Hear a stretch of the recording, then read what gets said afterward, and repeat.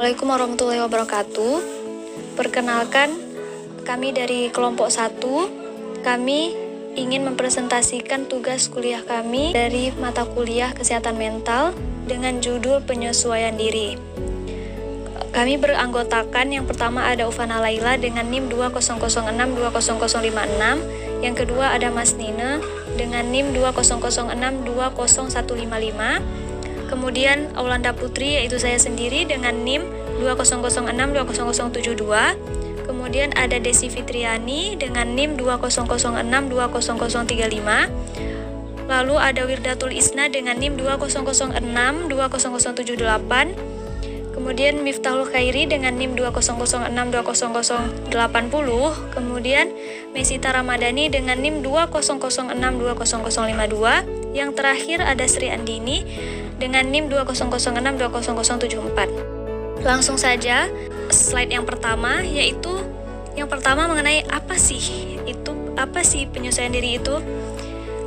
Jadi penyesuaian diri itu merupakan proses psikologis di mana seseorang mengatur atau mengatasi berbagai tuntutan dan tekanan.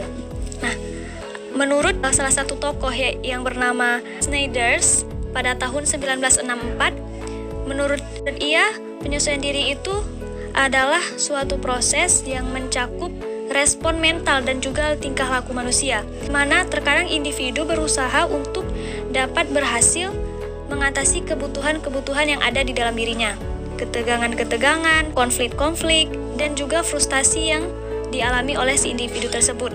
Sehingga dari situ terwujudlah tingkat keselarasan atau keharmonisasian antara tuntutan dari dalam diri individu tersebut dengan apa yang diharapkan olehnya, oleh lingkungan di mana tempat ia tinggal. Penyesuaian diri itu memiliki konsep. Konsep penyesuaian diri sendiri dapat digunakan sejauh respon tersebut berfungsi untuk mereduksikan atau meringankan tuntutan-tuntutan yang dikenakan pada individu. Apabila respon-respon tersebut tidak efisien, merugikan kesejahteraan pribadi atau patologi, maka respon-respon itu disebut sebagai respon-respon yang tidak mampu menyesuaikan diri. Penyesuaian diri sebagai penguasaan. Penyesuaian diri yang baik kelihatannya mengandung suatu tingkat penguasaan, yaitu kemampuan untuk merencanakan dan mengatur respon-respon pribadi sedemikian rupa sehingga konflik-konflik, kesulitan-kesulitan, dan frustasi-frustasi akan hilang dengan munculnya tingkah laku yang efisien atau yang menguasai. Nah, selanjutnya itu ada kriteria penyesuaian diri.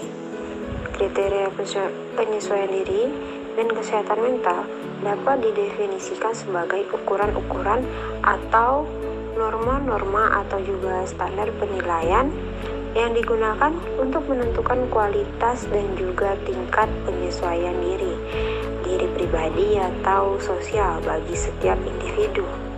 Dengan menggunakan kriteria ini pada situasi klinis atau apabila berusaha membantu seseorang untuk memahami masalah-masalahnya dengan lebih baik, kita dapat memperoleh gambaran yang jelas tentang tingkat penyesuaian dirinya. Kriteria itu merupakan pedoman praktis yang dapat digunakan dalam penilaian dan perawatan. Nah, selanjutnya itu ada kriteria umum versus kriteria khusus penyesuaian diri. Terbagi menjadi 3 bagian. Yang pertama itu kriteria yang berkenanan dengan diri sendiri. Yang kedua itu kriteria yang berkenanan dengan orang lain. Dan yang ketiga itu kriteria yang berkenanan dengan pertumbuhan pribadi. Kriteria yang berkenanan dengan diri sendiri. Pengetahuan diri sendiri dapat menyebabkan objektivitas dan akhirnya penerimaan diri sendiri. 2 kualitas tambahan yang dipakai untuk menilai penyesuaian diri. Seperti dikatakan Alport dengan sangat singkat, yaitu integritas bagi orang yang neurotik atau bagi orang yang normal memerlukan step objectification. Pengendalian diri sendiri adalah dasar bagi integritas pribadi yang merupakan salah satu kualitas yang penting dari orang yang dapat menyesuaikan diri sendiri dengan baik dan salah satu standar penilaian yang paling baik dalam menentukan tingkatan penyesuaian diri. Selanjutnya ada kriteria yang berkenaan dengan orang lain. Beberapa kriteria yang dapat digunakan untuk menilai penyesuaian diri langsung berkaitan dengan hubungan seseorang dengan orang lain, dan salah satu kriteria yang sangat penting adalah perasaan serta tanggung jawab. Selanjutnya, kriteria yang berkenaan dengan pertumbuhan pribadi. Penyesuaian diri memerlukan penanganan yang efektif terhadap masalah dan stres yang terjadi dalam kehidupan kita sehari-hari. Dan pemecahan masalah dan stres itu akan ditentukan oleh nilai-nilai yang kita bawa berkenaan dengan situasi tersebut. Kriteria terakhir untuk menilai penyesuaian diri adalah sikap terhadap kenyataan. Penyesuaian diri yang baik memerlukan sikap yang sehat dan realistik yang menyanggupi seseorang untuk menerima kenyataan sebagaimana adanya, bukan sebagaimana diharapkan atau diinginkan. Nah, selanjutnya di sini kita akan membahas mengenai penyesuaian diri anak-anak luar biasa. Anak yang luar biasa di sini dapat didefinisikan sebagai anak yang menyimpang atau berbeda dari anak-anak biasa atau berbeda dari anak rata-rata pada umumnya atau normal dalam hal yang pertama, ciri-ciri khas mental. Jadi, anak-anak luar biasa memiliki ciri-ciri khas terhadap mentalnya berbeda dari anak-anak pada umumnya. Nah, yang kedua, ada kemampuan-kemampuan panca indera. Yang ketiga, ada kemampuan-kemampuan komunikasi. Jadi, anak-anak luar biasa ini memiliki kemampuan panca indera dan komunikasinya yang berbeda dari anak rata-rata pada umumnya. Yang keempat, ada tingkah laku sosial. Nah, tingkah laku sosial mereka ini berbeda dari anak-anak pada umumnya. Mereka memiliki tingkah laku sosial yang khas atau berbeda dari anak-anak yang lain. Nah, yang terakhir ada ciri-ciri khas fisik.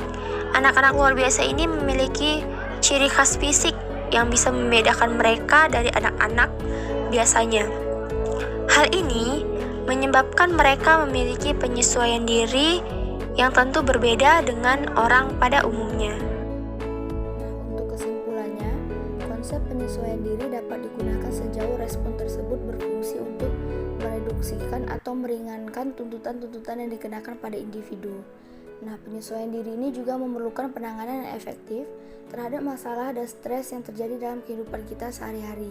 Dan pemecahan masalah serta stres itu akan ditentukan nantinya oleh nilai-nilai yang kita bawa berkenaan dengan situasi itu, atau kriteria terakhir untuk menilai penyesuaian diri adalah sikap terhadap kenyataannya.